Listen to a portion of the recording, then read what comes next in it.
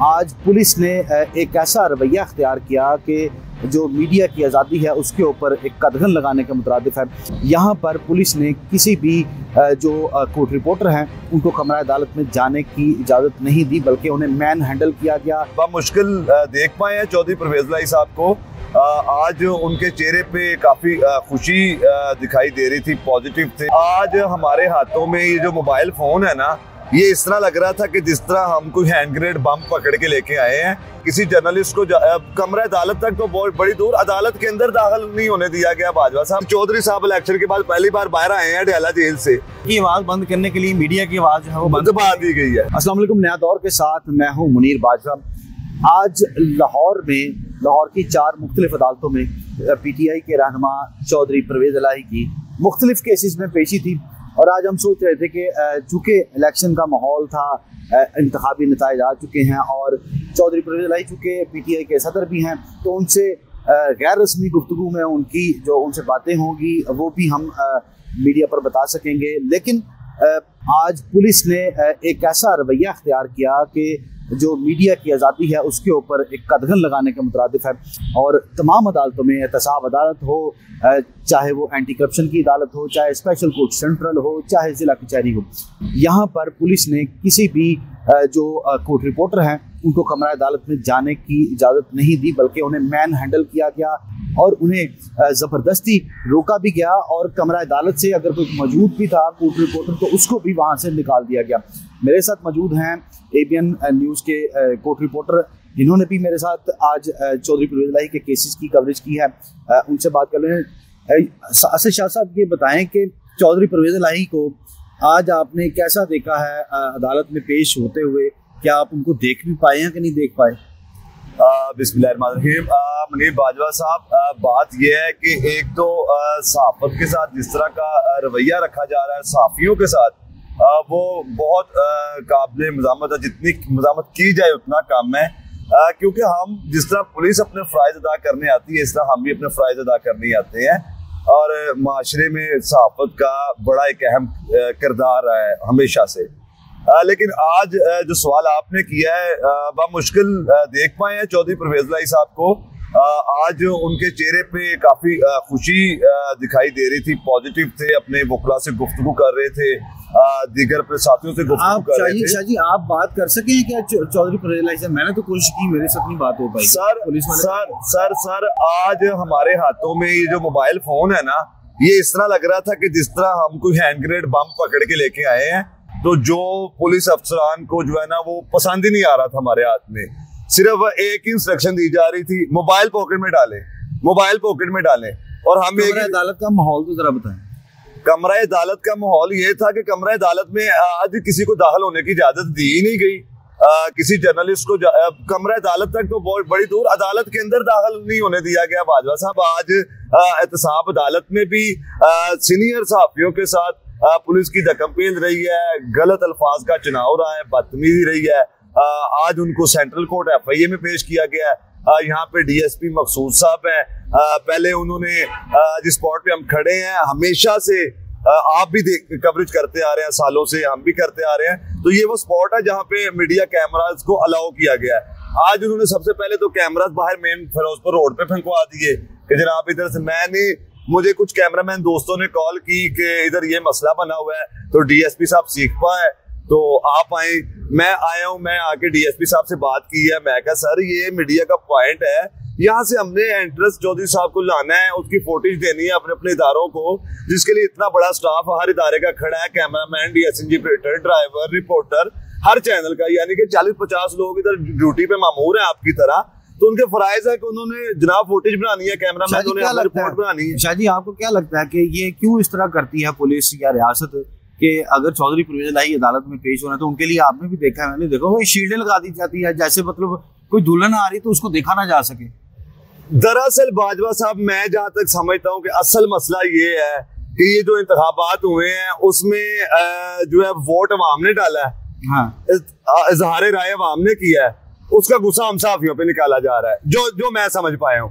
अब जाहिर बात है कि आज चौधरी साहब इलेक्शन के बाद पहली बार बाहर आए हैं डयाला जेल से, तो वो आके अपने इंतखाब भी हल्के के बारे में जो गुजरात में उनके साथ हुआ या जो मामला भी है उस पर भी डिस्कशन करना चाह रहे थे, जो मैंने उनको देखा है, ठीक है, वो भी देख रहे थे पुलिस क्या कर रही है सहाफियों के साथ, तो उनको भी हमारी इज्जत प्यारी थी, आखिर एक सीनियर सियासतदान है, तो उन्होंने भी अपने अल्फाज अपने दिल में ही रख लिए हैं, ठीक है।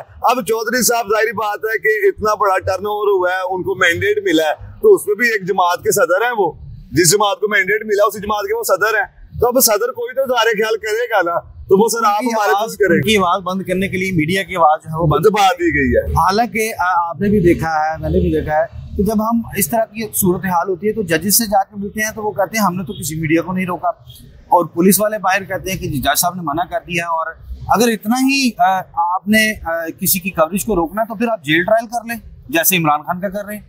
बादल साहब आपने बड़ा बेहतरीन नुक्ता जो उठाया है, बिल्कुल मैं आपसे मुत्तफिक हूँ।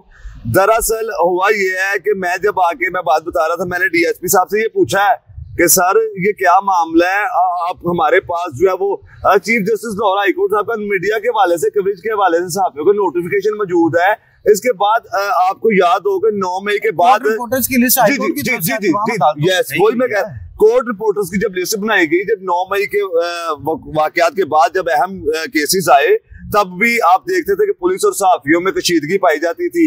उसमें भी जो एडमन जज साहब थे उस वक्त के, उन्होंने बाकायदा एक लिस्ट बनवाई, लिस्ट बनवा के उन्होंने एसपी सिक्योरिटी को, डीएसपी सिक्योरिटी को प्रोवाइड कर दी कि ये कोर्ट रिपोर्टर है, अदालती रिपोर्टर है, इनको आप कवरेज से नहीं रोकेंगे, इनको आप किसी शाह साहब ये बताएं कि ये जो चौधरी परवेज इलाही का केसेस है, इसमें कौन कौन सा केस जो है वो एहतसाब अदालत और जो एंटी करप्शन अदालत है, एहतसाब अदालत में तो उनके खिलाफ वो टैक्स लेने की है ना, और एंटी करप्शन में कौन सा केस है उसका, उसमें क्या बना है आज?